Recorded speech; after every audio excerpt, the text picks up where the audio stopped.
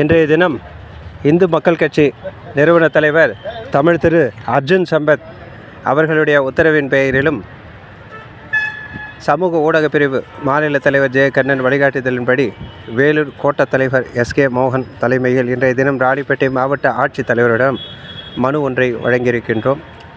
கடந்த 2009ஆம் ஆண்டு ஜூலை 582 கோடியே 87 லட்சம் ஜூலை 2009 பணிகளை தொடங்கி 2020 முடிக்க வேண்டும் என மத்திய அரசு வலியுறுத்தியிருக்கிறது.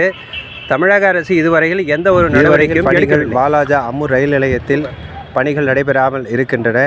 உடனடியாக அடிப்படை வசதிகளை செய்ய வேண்டும், பணிகளை துரிதப்படுத்த வேண்டும் மற்றும் லிஃப்ட் வசதிகள் செய்து கொடுக்க வேண்டும், தேசிய கொடி பறக்க வேண்டும் என அனைத்து அடிப்படை வசதிகளையும் இன்றைய தினம் மாவட்ட ஆட்சித்தலைவரிடம் இந்து மக்கள் கட்சி சார்பாக மனு ஒன்றை வழங்கினோம். மனுவை பெற்றுக்கொண்ட மாவட்ட ஆட்சித்தலைவர் உடனடியாக நடவடிக்கை எடுப்பதாகவும் உறுதியளித்துள்ளார்.